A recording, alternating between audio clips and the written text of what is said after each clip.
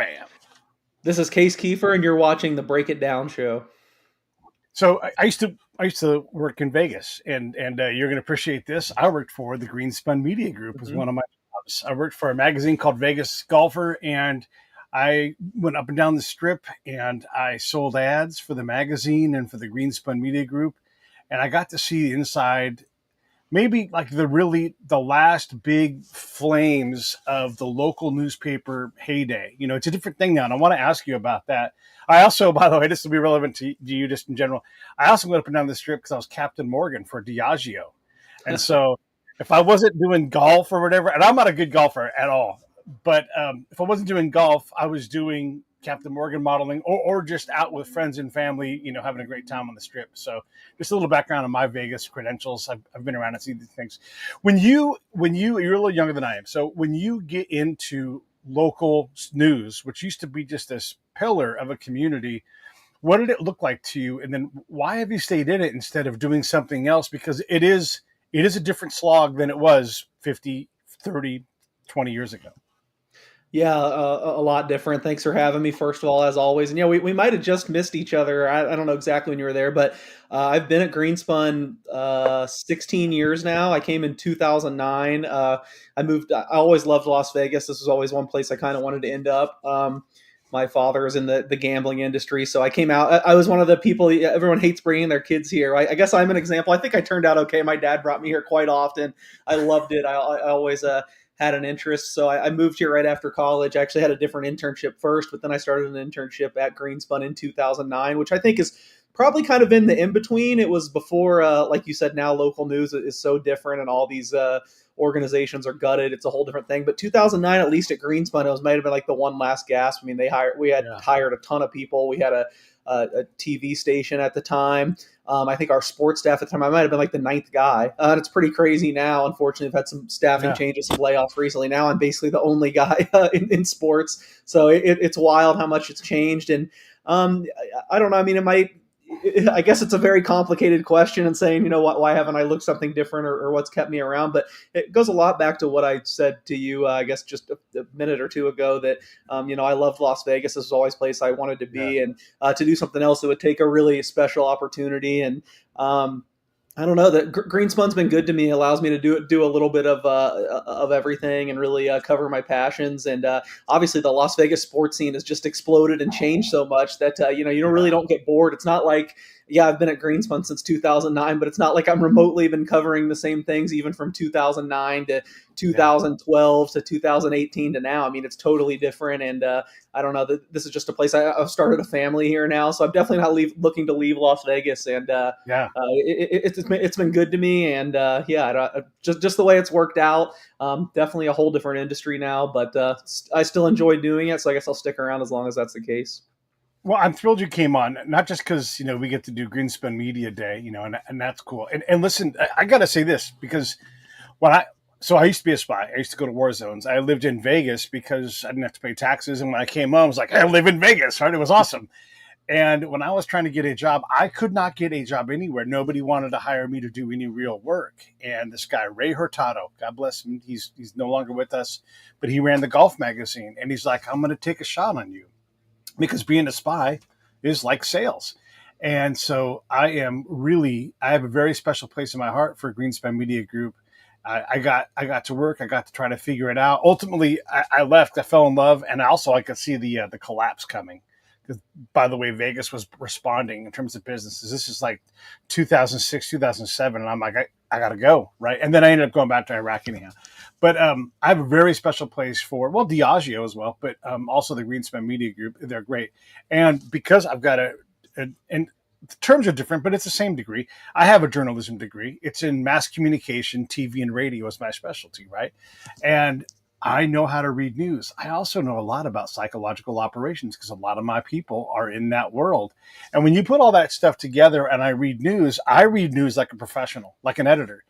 And when I read your news, man, I tell you what, it is awesome. It is good straight down even if the story is boring, whatever. Like we went to the groundbreaking for the A's and they broke the ground and here's what people had to say. But that's essential to news. You don't get to maintain your credibility and inject your opinion. It just doesn't blend well. unless you're doing a different kind of news, like a bigger expose piece, then maybe more of you can come into it. And I really appreciate that about what you do. So my hat is tipped to you, and thank you for writing just straight up and down news. I love it. Oh well. Thank you. I appreciate it.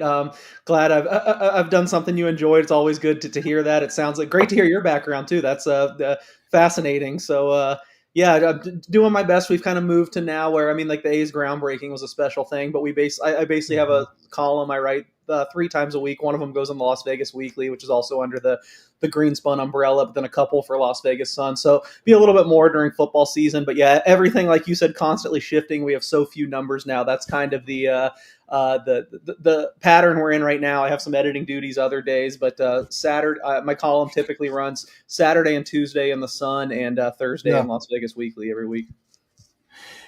How does it work? I mean, I had to sell ads based on outlandish numbers because that's how magazines work, right? And I'm like, do you really think 5 million people are going to look at this thing?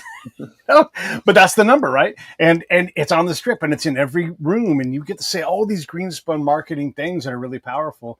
But at some point, um, I had to produce, right? And you have to too. So you write a story, and if you're not pushing, I should say a different thing. If you aren't gathering impressions, you've got to figure out how to gather impressions. Yeah, absolutely. It's I don't know. It's such a complicated issue, kind of like you said. Yeah, I mean, luckily I've never really been. It just not wouldn't be my strength. I've never really been on the sales, the advertising side. So I'm sure they're Right. probably hitting a lot of the same points you were 20 years ago, or whatever with that. But yeah, as far as I'd say when I first came, this is another way it's changed. We've really kind of I don't know. I don't want to speak out of turn. Obviously, I know my place on the totem pole, but when I came, we were really pushing the online product hard, and I feel like we were Yeah. kind of ahead of the curve on that. We launched, I think, our new website right before I came. It won a bunch of awards at the time, and like all our stuff was cross published. I don't know. We had really good um, metrics at the time in that regard, and it's kind of switched as time has went on. Now, I guess I think our focus is a little bit more back on the print products, just trying to serve the community more. It's just I think it's just a reflection of the whole the whole media engine, like you said, and how local news has changed. So I'd say there's probably more of an emphasis on our print products again now. And then when I was there, again, Greenspun was winning awards. The local news was nationally winning awards. And it just always like, oh, we got another award this month because there's a lot of places that recognize news back then. But also there were and I'm going to get the names wrong, so I'm going to make them up. There were the sub local newspapers that were legitimate newspapers in their own right. So that there was the Green Valley Times and the Summerlin Express and these kinds of things where they had these smaller papers that were even more regional, because Vegas is a big place, and what happens in the northwest of town is different than what happens in the southwest of town. A lot of stories are going to cross over, but there was definitely a product for those areas. Is that still true, or are those products gone? And this was back then, even still a hardbound paper. Like this thing came Yeah. off a press. No, I want to say again, I don't know the exact time, but I think those kind of shuttered shortly before I came in. So I think maybe around Yeah, must be in that 2000. right after I left. Right. Yeah. Yeah, I think maybe like around 2008. So I know a lot of those people were, like I said, at the time when I came in 2009, we had a giant staff. I think a lot of those people were absorbed and put into kind of the online machine. And I remember we had some kind of thing where you could like type in your zip code or whatever. We had very specialized, like hyper local news for a while, Right. for a few years there, which I think was kind of the natural predecessor to those print products. But yeah, I never contributed to those, and I think they were shut down like just shortly before I came, maybe a year before I came. Yeah, yeah, right in that little void. Yeah, that makes a lot between our terms, because you could see it coming. Like this guy's got a lot of awards, but it was the guys who sold ads for those products were struggling to sell ads, and you would hear them barking about it all the time because we're all in the same sales meeting, and yeah, it was tough. Let me ask you this: where did you learn to write your news? So I went to the University of Kansas. I moved around a lot as a kid, actually, but I moved to Wichita, Kansas, shortly before high school. I wasn't the greatest student. I wasn't failing out of high school or anything, but I didn't really have the grades to go to a super nice school, or I don't know, one of these really heralded journalism schools. But at the time, and I think still now, I mean, Kansas has one of the better public schools journalism wise, and I was already in Kansas, so an in-state school. Most of my friends were going there. My now wife was going there. We were together at the end of high school. So it was easy for me just to go to Kansas. And I mean, I'm glad I did. I think it all turned out well. So I stuck in Kansas for 4 years again after college. And then, like I said, Las Vegas was one place I was interested in. I was lucky enough to land a couple gigs out here. So I went from Lawrence, Kansas to Las Vegas, literally packed up the U-Haul the day after I graduated. Love it, love it. And let's not act like a Kansas kid going to Kansas is any kind of a death sentence in terms of schools. Like that's a pretty good existence, you know. I mean, yeah, It was great for every me kid. covering sports Yeah. too. I mean, Were you a Kansas State guy growing up, or were you a Kansas guy growing up? No, I grew up in the South actually. So I grew up a huge Georgia fan. My dad's from Okay. Atlanta. I didn't actually go to Georgia, but a giant Ah, Georgia fan, and that was me too. And I always kind of wanted to go to Georgia, but it's really hard to get into out of state. So that's probably why I said the thing about probably not having the grades. There was no way I was getting in to Georgia. But I actually, before I moved to Kansas, I grew up in Alabama. My little gotcha. brother ended up going to Alabama, so I've got a lot of SEC ties. I kind of broke the mold by going Yeah, to be a Jayhawk, but it was a great time to be there. Especially, I mean, I only ever wanted to cover sports and write about sports, and I covered the national you championship got the basketball team dream. in 2008 and the Orange Bowl team the Yeah. same year. So it was really the heyday of Kansas sports. I mean, you really. When I got into broadcasting, I was going to be a sports broadcaster, right? And I wasn't able to crack the code and figure out how to get in because just getting in harder than going to Georgia. That's for sure. You know, I mean, it's Yeah, really hard, absolutely. and not a lot of money. They're not handing out money to guys starting out in that industry. So to get where you are, and your title on the website for the paper is assistant sports editor. Is that where you're at still, or have you moved up? Yeah, I mean, like I said, we've had some big staffing changes. So we really haven't had met about titles, so to speak. But I'd say I'm kind of like sports editor / columnist at this point. Yeah. When you see the news, take your peers out of it. When you read the news in general online, do you see what I see? Do you see a lot of injection of opinion and political spin on? I don't care right or left, but do you see a lot of that like I see it? Yeah, definitely. I think so. I mean, not totally my area of expertise, and I definitely don't want to be Right. like the old man yelling at the cloud here. But I certainly No. think that like objectivity, like when I what my classes, what I learned in this business, I do think it seemed like it was much more of a focus back then than what I Yeah. see now. Because yeah, I totally agree with you. It does seem like a lot of things are slanted more and more over the years. The stories you click on. One of the reasons why we did that, and it's the same thing in the spy field, is like it's my opinion. There's a place for my opinion to be expressed, and it's not in my news. It's not in my field reports, except for at certain times. When you go to do hard news and it's bad news, and you've got to go after Mayor Goodman or whoever it's going to be, your politics cannot be part of that. You know, it can't be that you're rescuing somebody. You can't be going after somebody with your politics. And so your integrity, at least from how I learned, and it sounds like how you learned how to do news, your integrity is essential. Like everybody's got to know, like that guy's a motherfucker, but he's going to be honest every single time. And the second you start to spin out of that zone, you become something other than what I think of as a hard news person. Yeah, absolutely. And I mean, maybe I'm talking out of both ends right now, and I'm being a hypocrite because it has kind of changed for me now that I'm mainly just writing columns. So I mean, I have Yeah. to inject some of that opinion. I think the vast majority of things you'll see that I write about do have a little bit, but yeah, I think certainly in those big stories. I mean, I still try to fall back on that. Just observe and try to be fair and truthful. I think that was like the number Yeah. one biggest thing that was pounded into me, and I think probably a lot, even going back our whole generation of journalists. And I mean, I'm not tied in enough to know what's being taught now or how that's how it's different. But yeah, it certainly seems like just from afar that things have changed a little bit. I mean, I'm in my mid 50s. When I graduated from college, it's really not even 15 years before you are getting your internship. I graduated in '92, right? And it isn't that much time for things to change, but boy, it's changed a lot in the last 20 years. You know, going from when you graduated and I'm rounding here to 20, but Yeah, that's yeah. about what it is.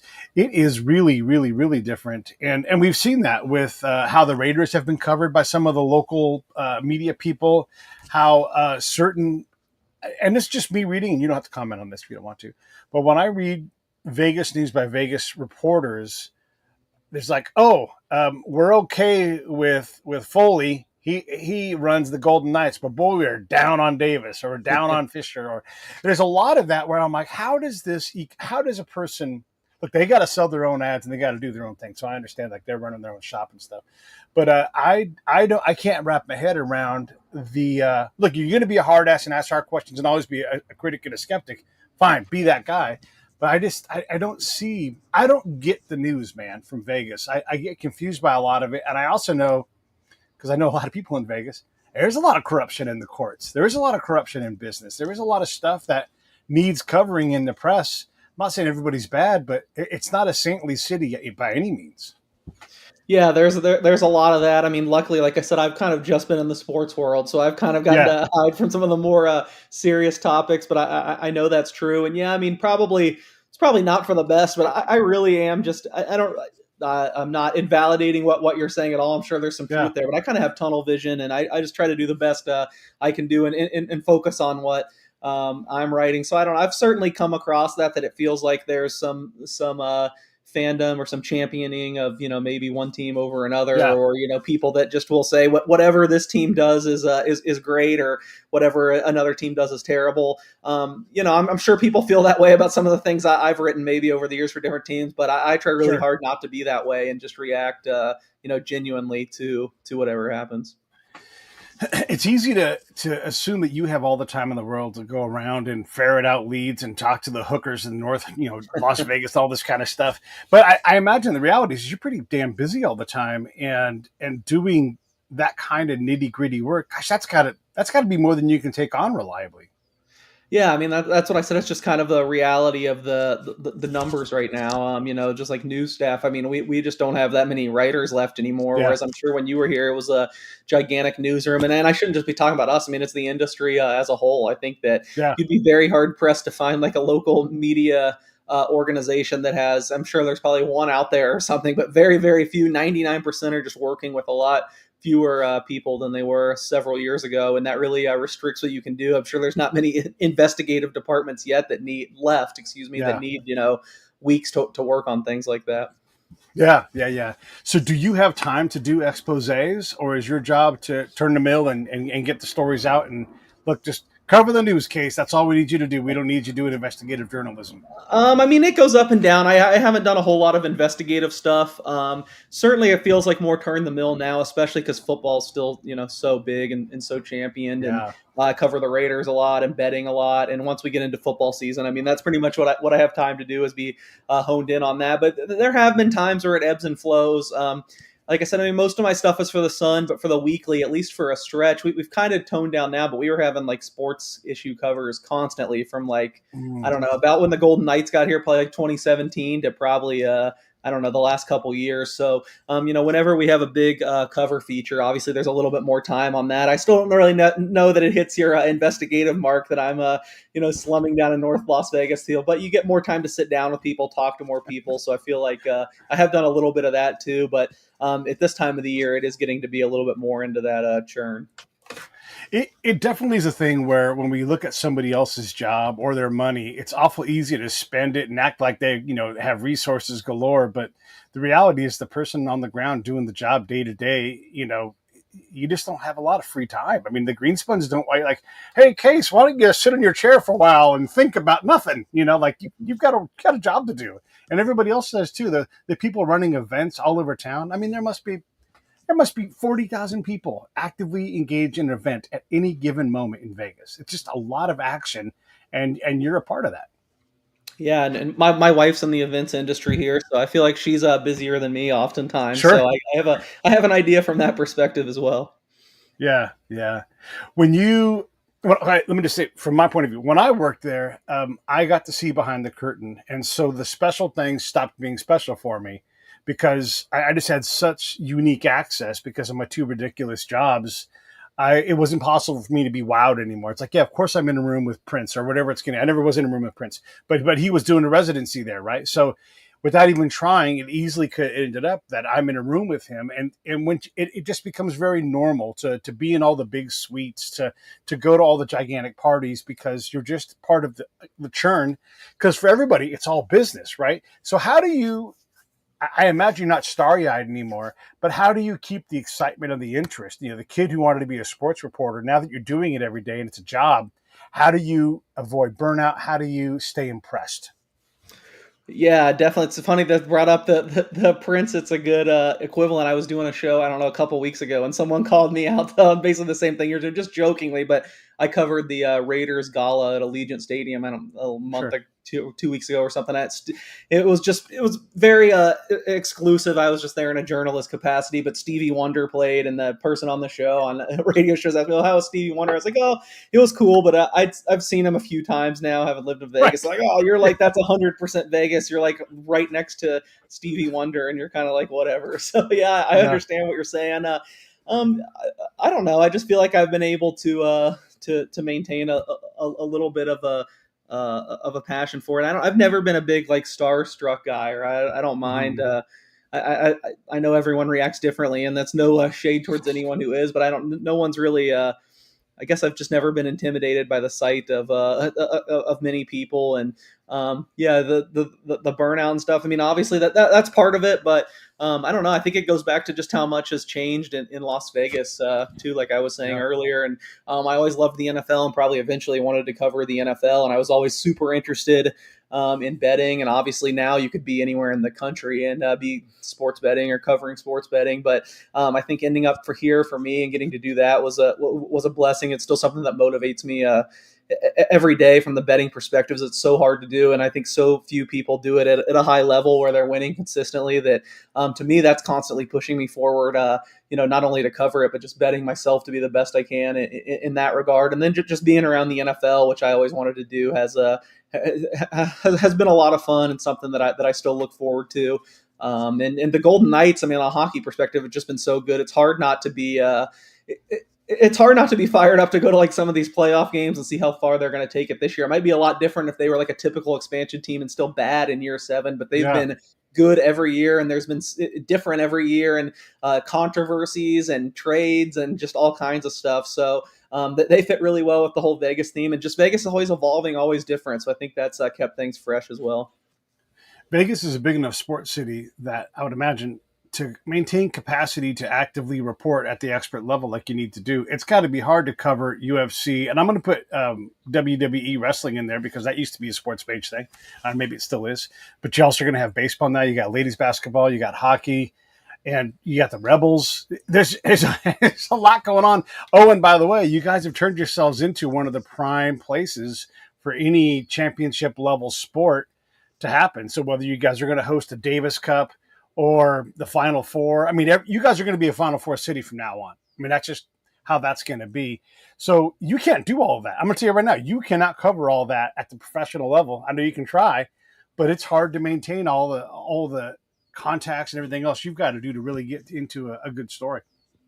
Yeah, yeah. There's always. I know we have the college football national championship coming up in 2027, I believe, and I believe the first Final Fours after that 2028, and it seems like we'll be kind of in the usual rotation after that. So, Yeah. yeah, I mean, there's just a ton going on, and certainly I don't cover like the ins and outs of what they're bidding to get this year or that year, but it is nice. I feel good about the work we've been able to do. Like when they come in, I'll go and write a column or try to capture the moment or see, if there's some Las Vegas tie to it. So I think things like that, and just living in a city where there's always something bigger coming up. And of course, haven't even mentioned that the biggest thing was the Super Bowl 2 years ago. Obviously, it was surreal to Yeah.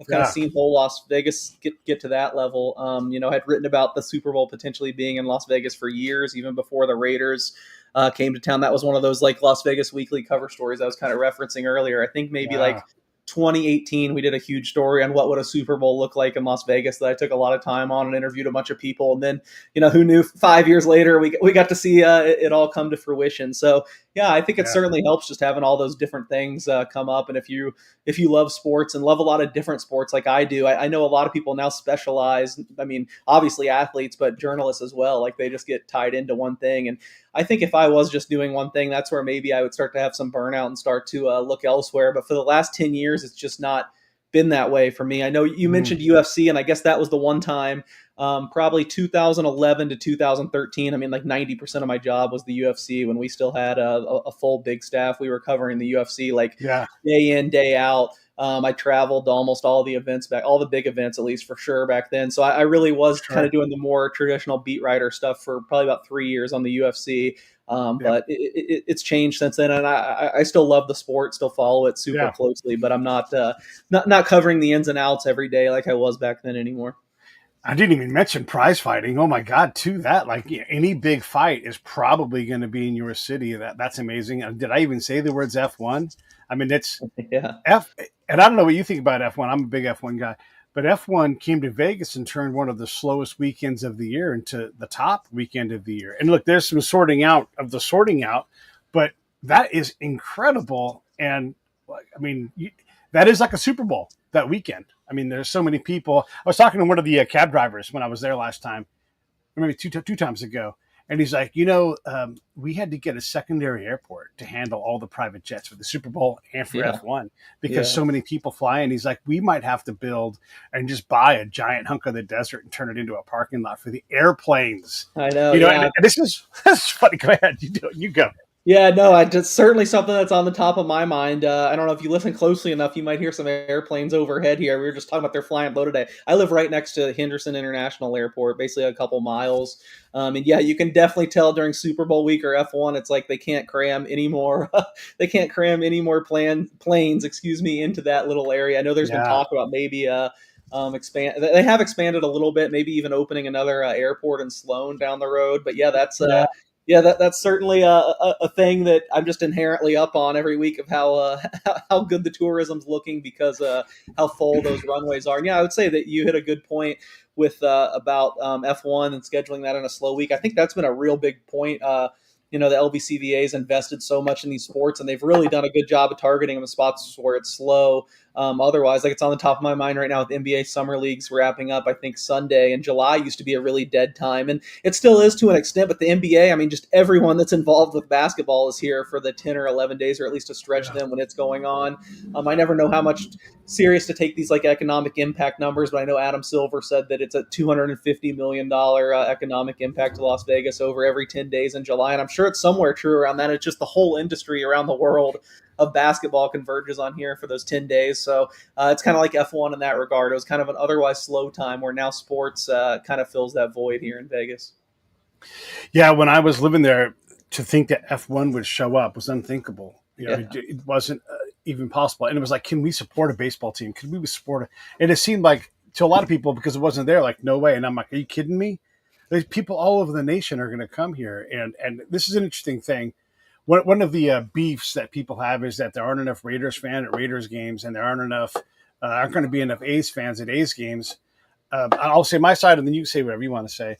To me, I don't know that matters because it takes time to establish a fan base. The Golden Knights came out hot, but when the Golden Knights wane and they're not as hot, they're still going to have to sort through their fan stuff. There are so many places to watch sports in that town. It might be the most TV owningest city in the nation, like person for person. There are screens everywhere. And so, sure, it's the 40th market, but it has F1. There's not going to be F1 in Oakland. There's not going to be F1 in Milwaukee. It has more helicopters than any. I mean, maybe not LA, maybe not New York, but there are so many damn helicopters in Vegas.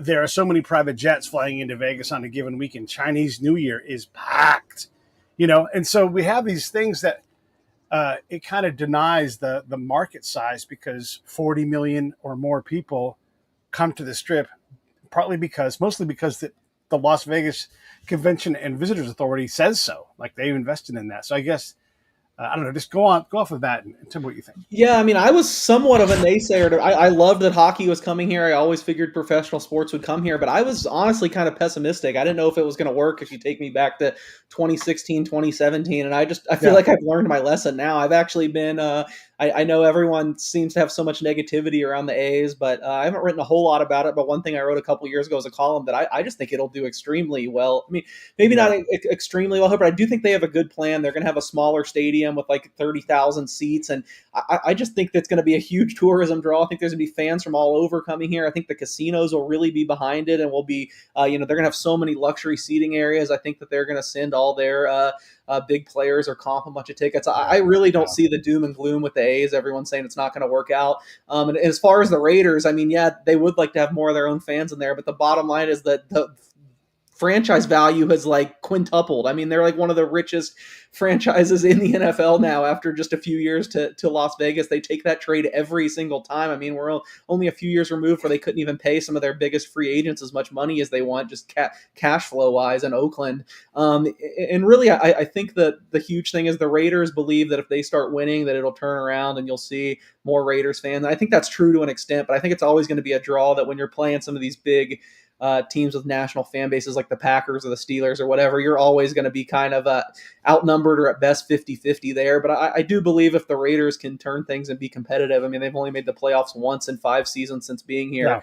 Yeah. I do think you'll start to see more silver and black in the stands. But I mean, bottom line, anyone that has anything negative to say about the Raiders move here, and I can understand from fans in the Bay Area and stuff, but in terms of how it worked out for the actual franchise and the owners, Mark Davis and his growing team of minority owners, it has been just a smashing success. The other thing I guess it's important to say is it's hard to get Las Vegans to go to this trip if they don't have to work, or because it's just not a place where folks go to hang out. Maybe if you're younger, you might go to the pool parties and get insider access and stuff, but it's just not a thing that's very easy to get folks to go there. By the way, I used to live at Trop and Pecos, right in that little area right there, so by the airport as well. So for me to leave my house inside a little neighborhood back by Slappy White's old house, it would take me. My friends were like, "Oh, we're at the Luxor," and I'm like, "I'll see you in an hour. I'm leaving now," right? Because it's big, like for me, all the way across Las Vegas Boulevard, down Trop, and then park, and then walk into it's just an hour, and people don't understand that. So, but to put people in a pool or in someone's backyard or something else to watch the A's game, they don't necessarily have to go to the stadium to do that. And the other thing that I think about is if you run MGM and all the casinos, you're going to look at your database and you're like, these guys are all Cleveland people. We're going to pack the house with. That's all right. Like, it's all right that MGM does well selling tickets and has people come to town. It's about people coming to town. There's plenty of A's fans. They'll get in when they need to. I'm sure there'll be discount local rates and all that kind of stuff. But I just see there being 1,000 mini stadiums where people are going to, not just sports bars, but bigger than that. And one more thing to say for anybody who's watching. If you want to go and find the second biggest fan group for a team, the Commanders, boy, the Steelers, I think there's when I was there were 2 big Steeler bars. Those populations are in Las Vegas because people move to Las Vegas like you did, right? And so if Georgia comes for the national championship game, you're not going to wear a Las Vegas. You're not going to wear a Run Rebels jersey. You're going to wear a Georgia jersey, but you still can love the Rebels. It's just that people are from everywhere else. Even though they're heart and they spend a lot of their money on the local team, there's a lot of folks who are from other places, like Chicago. How many people from Chicago have you met along the way? And it's just that they're going to sort that reality out, and they're going to be fine. Yeah, that Chicago, that was a good one to hit on. That was in the back of my head while you were going off. I think it's been like 10 years or so now, but there was a study, and it was the most displaced fan base in Las Vegas were the Bears, and it certainly seemed like that. Mm-hmm. I think they just played at Allegiant for the first time. They played there earlier too. They've played there a couple times, and it's been wild. Bears outnumbered ring Raiders fans. So I think you certainly make good points, and I agree with you that I just don't think that despite the market size and some of the reasons you would be worried. Like I said, I was coming into the NHL. I just don't think that the A's thing, if they get the stadium built, if they get it on time and everything, I don't see it being a disaster. And I honestly don't see them being one of the absolute bottom feeders in terms of attendance. Like you see some of these pictures of, I don't know, like Marlins and Rays games and no one is there. I mean, yeah, they have a built-in advantage. It's going to be a small stadium, but I got to think their capacity, I wouldn't even be surprised, especially in the early years. It's probably going to be in the upper half of the league. We'll see if they can maintain over time. I think a big thing as far as just drawing the community is that they really need to win. The Golden Knights, we kind of make all these other things of how they did it, and those things are certainly valid. I'm not taking away from them, but I think the biggest thing for the Golden Knights building such a rabid fan base was just like being awesome right out of the gate somehow, winning the Pacific Division their first year, making the Stanley Cup final. I think they really built fans for life for that. I think the A's are being kind of smart in that they have a really young roster and they're locking some of these guys up like way ahead of time already. They really are, and I've written about this if you want to read more at that link I saw you had in my stories. Thank you earlier. I wrote about how the team that they really are circling like 2028 when they plan to get here for when they can be competitive and kind of take that leap and have all these young guys in their prime.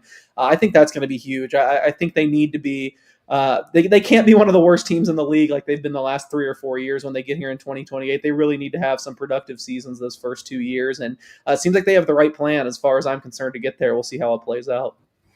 Yeah, there's a link coming up in the remarks section here for that. What I think is that story. I'm doing this fast because we're talking live here, but the access you get to the teams, and here's the thing that kind of baffles me is, at least I'm from California, so folks from California get so angry when a businessman does well. They hate it. They're a billionaire.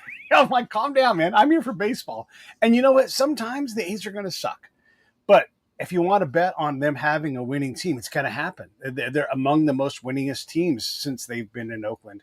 And my fellow A's fans, they hate that. They hate it. And they hate the fact that the team's like, yeah, we have these guys. While they're valuable, we're going to move them to get younger guys because our revenue sucks here. And they think it's because the owner is greedy, but the business has to thrive before you can invest money in it. Now, I don't know.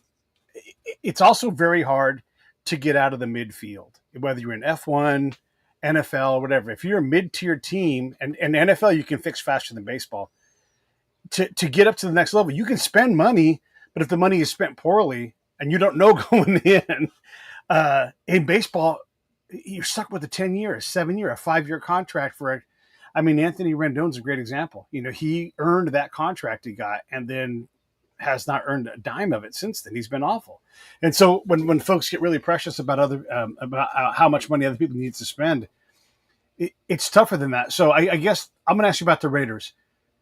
One, have the Raiders figured out how to have 20-something-year-old dudes with a lot of money in the city and not destroy their lives? Have they figured that part out? Because that's for sure. I remember when the NBA came to Vegas for the All-Star weekend, and a Pac-Man got shot. He's not even in the NBA. He's a football player. Yeah. And so it was chaos, right? Because young dudes got turned loose in Sin City, and they did not not all, but some of them did not handle it very well. And for sure, that's happened with the Raiders. Yeah, I think for sure we've seen positive steps in that regard too. Obviously there were some huge. There was just the unspeakable tragedy with Henry Ruggs and what I think that was the second season with the Raiders. And then they've had their assorted controversies. They drafted probably the character-wise one of the most questionable guys in the draft the same year as Ruggs, Damon Arnett, who had a lot of run-ins and had some issues. But for the most part, it's really been trending downwards in the last several years. Good. I know they had a couple DUIs in last year that made headlines just because it's Las Vegas, but it's really no different than anywhere else, I think, in terms of controversies they've had in the last several years. And I think it's another thing of just talking about things progressing over time. I think the vast majority of these guys are, just take it so professional now, and they've been training like football, like specialized, like their entire lives. If you show one ounce of ability now, it's like ever since you're a kid, you've been working towards this moment. So I do think, even in the years I've been in the sports industry, I just can't believe I think like the sports science and guys' commitment and stuff just goes up. It's wild. I think the vast majority of the Raiders currently, I think they have a pretty high character roster, I guess, for lack of a better concern. Like, there's not a whole lot of guys that I would say, he's going to get in trouble. But then again, you never know. Like Henry Ruggs was really beloved on the team, was a sweet kid. If you were going to say who would this happen to, he never would have been on the short list if he's going to be the guy to be causing a woman and her dog her life after hours. So you never know, but I do think from being around the Raiders a little bit, there's not a whole lot of guys where you go like, oh, I don't know if this is the right fit for him to be in Las Vegas, or what is he Yeah. doing when the team's off. I think in general, they're in a pretty good spot in that regard. There is another end of this, and that's a lot of people are fucked up on the road. So when I was there, I saw someone, and just for me watching, it's all desertscape. Yeah, no shit, Pete. But sometimes they have large cobblestones off the freeway as part of the slow the cars down as they're going off the road. This dude was so drunk he drove off that over those rocks and hit the gigantic, like 25-foot wide, freeway signs that are like two giant 2x4s. And knocked that whole thing over. And I'm like, holy shit, if I had been 30 seconds into the future, that guy would have hit me and not even known he was so. I've seen a person every day I drove my car, I saw an accident, and either had just happened or I witnessed it happen. All of the time this happened. I got hit on my motorcycle going towards Thomas and Mack under a light, parked in my motorcycle, not doing anything crazy, with the orange jacket on, and this lady came behind and just blasted me, knocked me over the car in front. And so it is a place where a lot of people drive very poorly, and apparently there's a lot of shitty cars, because I would see wheels fall off of cars all the time. I don't know if that's changed in the last 20 years, but that's the other thing is being out on the roads with that much freedom to do drugs and alcohol. It equals accidents, whether you want to be one or not. Yeah, that's always scary. And yeah, I've seen some of those types of accidents you've described, and just so hot. I've seen a couple times cars just totally in flames on the side of the road for whatever reason. Yeah. So yeah, that's certainly part of it. But Mm-hmm. yeah, try to do our best to survive the streets out here. Yeah, fair enough. Yeah. Boy, I mean, I used to ride a motorcycle and drive a Jeep, so I got used to the heat. But man, you're right though. Like, I put my feet down on the ground sometimes, unless I was over by Wayne Newton's house, because he's got a cool climate around there because of his giant garden. But you could move the asphalt with your feet on the hottest days. It was crazy. I want to get back into the news side of this. How accessible? I was going to ask you this earlier, but I changed my question. How accessible are the owners? How accessible are the GMs, the Mark Bodines of the Vegas sports world? How accessible are these people? I mean, not. It depends on the person. I would say, especially when the Golden Knights started, like Bill Foley was very accessible and easy to talk to. Now we rarely, if ever, hear from him. I mean, they're up and running and successful. I think he really only talks publicly if he feels the need to. Obviously, that was a little bit different when he was trying to build a team and get season Sure. ticket drives and all that. I would say Mark Davis is probably among the more accessible owners in the NFL. He's a lot of times around and just kind of by himself. He doesn't really run with a big uh, group of handlers or people. I mean, you could just see him out somewhere sitting alone doing his thing. I know a lot of people find him pretty eccentric, but I would say as far as NFL owner standards, and a lot of these guys are just billionaires upon billionaires. I think even with the Raiders franchise skyrocketing, I think he probably still has less money than every other NFL owner, so maybe that's part of it. But I'd say he's pretty he's pretty accessible, and he owns the two of the three biggest, I'd say, teams now, with obviously having bought Yeah. the Aces and put them right next to the Raiders. Yeah. Do you foresee a problem with the Raiders continuing to make money and not continuing to improve the record? Do you think that there's any kind of design with the Raiders to kind of just be middle of the road and just scrape the house's take?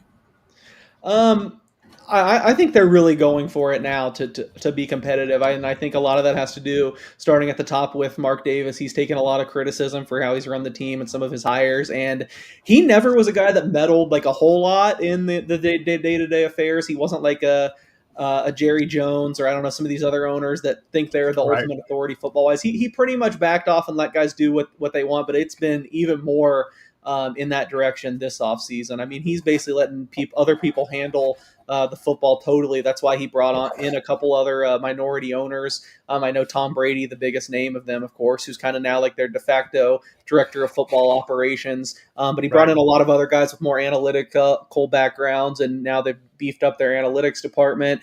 I think he really desperately wants to win. So I know a lot of Raiders fans have a lot of ill will towards Mark Davis, especially those in California, for moving them out. And he's certainly not made some great decisions over the years. So we'll see if this Sure. latest one works out. But he's got a whole new group of people around him. I feel like the Raiders are operating a lot differently now this year than they have at any time they've been in Las Vegas, but especially in the last year. And we'll see how they all work. I've been critical of some of their moves. I didn't love some of the hires, but now as time has gone on, you see the more big picture. I do think they're in general headed more in the right direction and have some of the right ideas. There's no doubt in my mind that they want to win extremely bad. I mean, Mark Davis would do anything to turn the Raiders into a winner. It's still tough. It's so competitive in the NFL.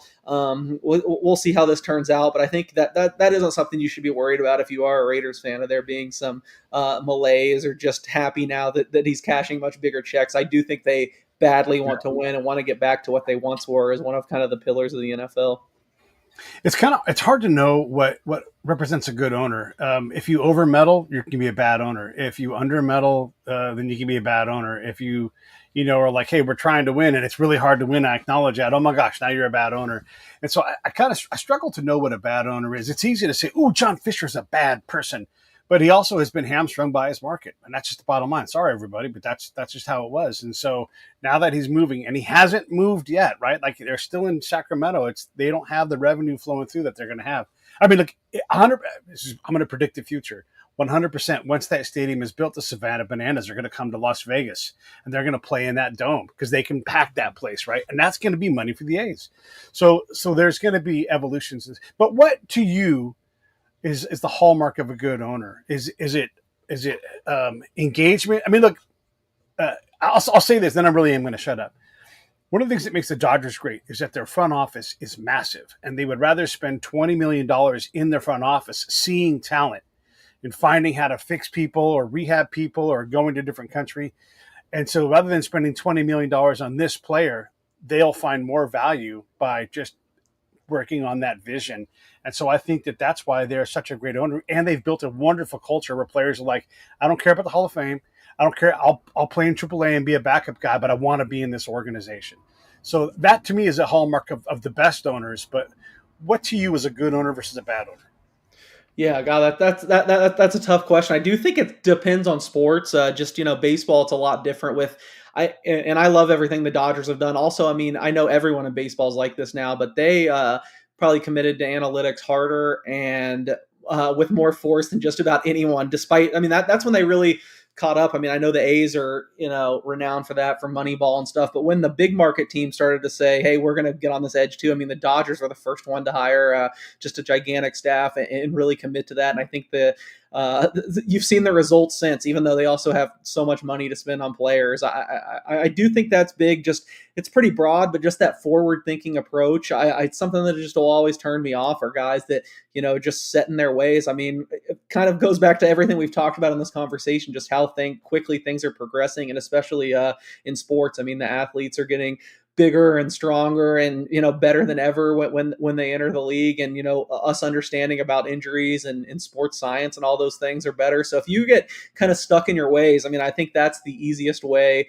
to get left behind. So that's what I don't like from owners, being, well, this worked for me in the 80s or 90s, so this is how we're going to do things forever. I just think you got to constantly be evolving. And I think a big part of constantly evolving is just getting the right people in place around you. So, and that's easier said than done. I mean, like I said, I don't think Mark Davis was a guy that was set in his ways, or this is how we're going to do things, or, he's listened to other voices too. He's just probably been a poor judge, if you go back over time, of who he should be listening to. He's probably brought in the wrong guys, but I mean, hiring, that's a really tough thing too. So, just keep taking swings at it and hope eventually you get the right people in. But I just think that mindset of never settling and thinking you have the answers and just constantly trying to learn, trying to improve, and getting the next generation of voices that look at things a little bit differently. And I think that's a really valuable thing for these owners and teams.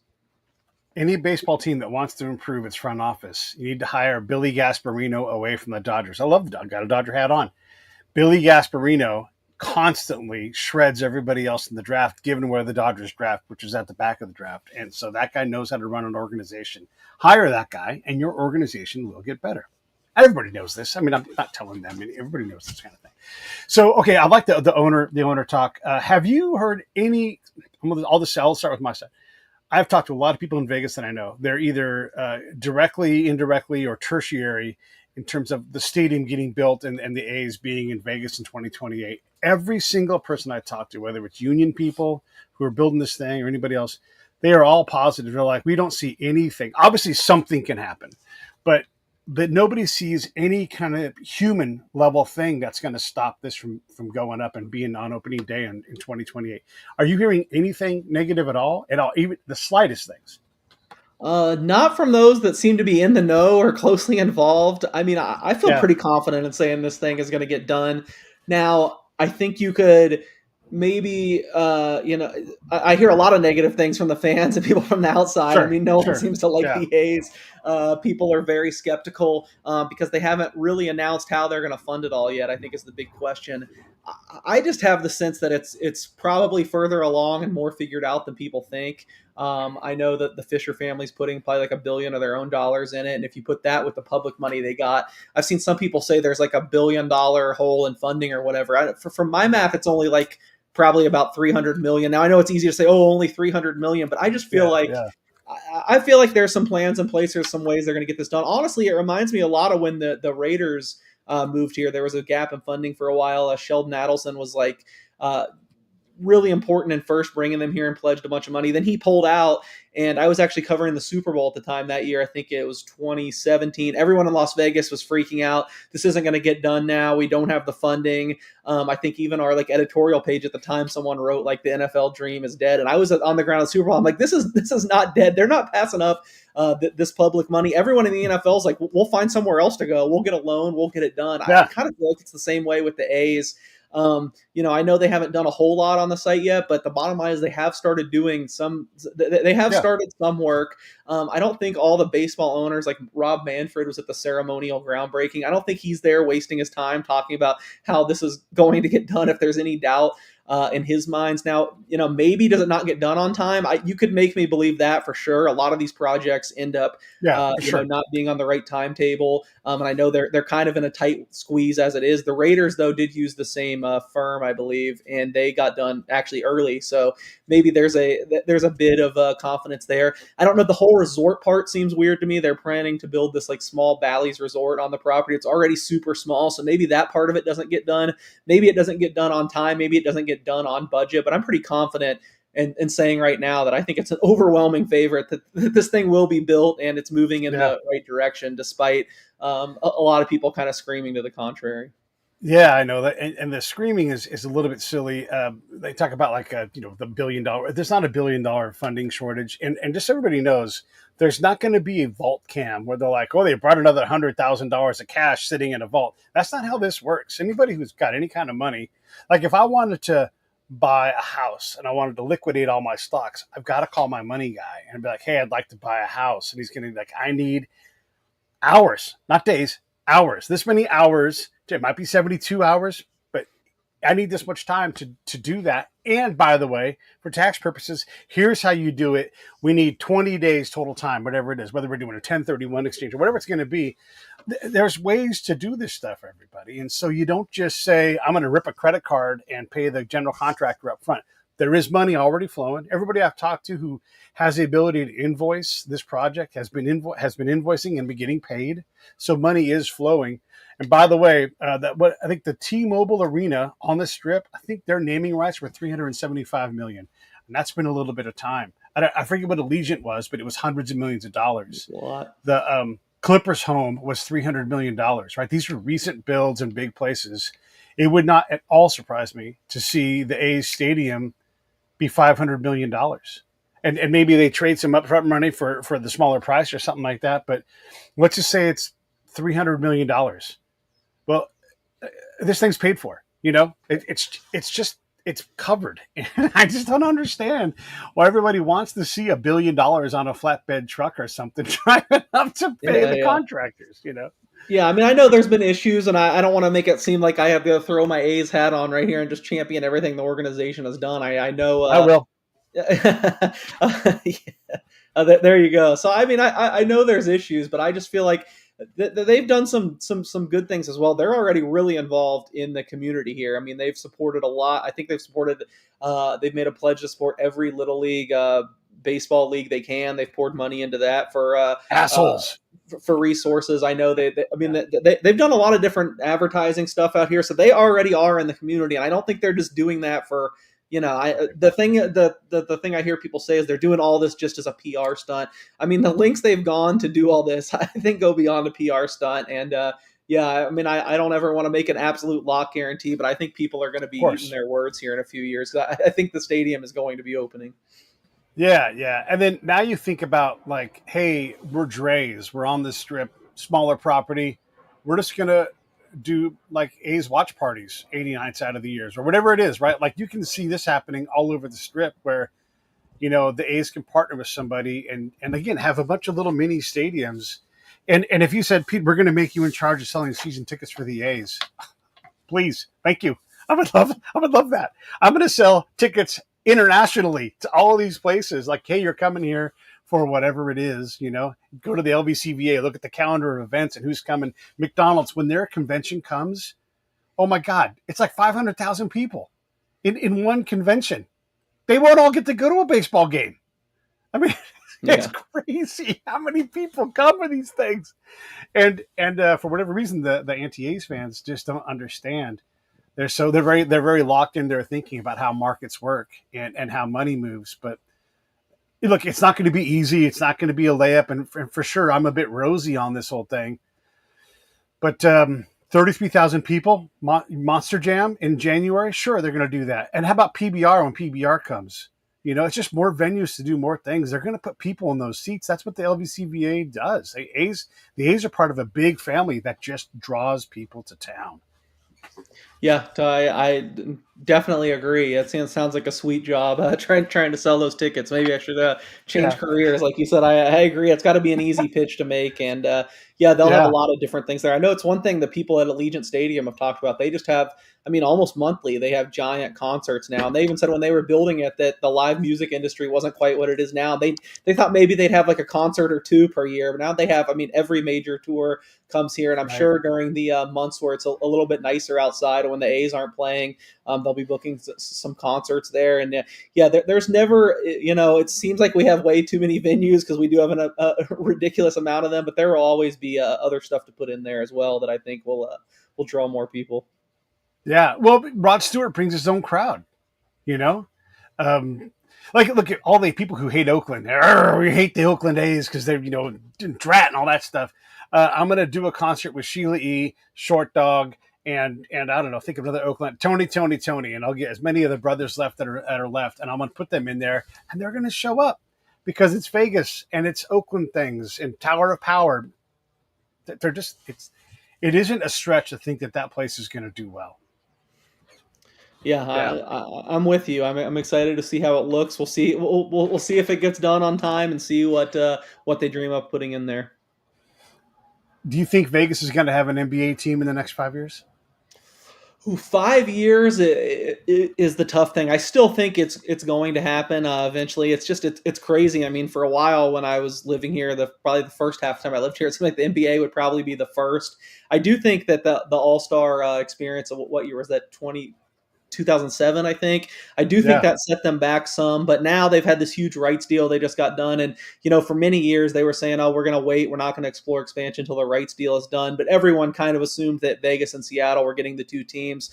Now, I'm sure you saw what it was just earlier this week. Adam Silver said they are formally exploring expansion, but he's really been hitting home that nothing's guaranteed. He's trying to downplay that Vegas and Seattle are already pre-decided. I haven't really talked to anyone. I don't have any reporting on that front. I don't know if that's true or if it's just a way to drive up the expansion fee, get more money out of the prospective owners. I would probably lean towards the latter, because I definitely think just all the writings on the wall that the NBA wants to be here and they want to make this kind of one of their headquarters, so to speak, where they do a whole lot of events with their own world-class arena. I know when T-Mobile first opened, a lot of people were saying, oh, well, the NBA team will play here too. And I might have thought that for a couple years too, but now it's pretty clear that they want their own space where they can do other NBA events too. And there's been tons of different things popping up and different ideas and renderings. I got to think one of them will get done with the powers that be. And I do think the next round of expansion will include Las Vegas, but I just think the timeline we're on right now, a couple of years ago, I would have said it's going to happen by 2029, 2030. But with as slow as they're taking it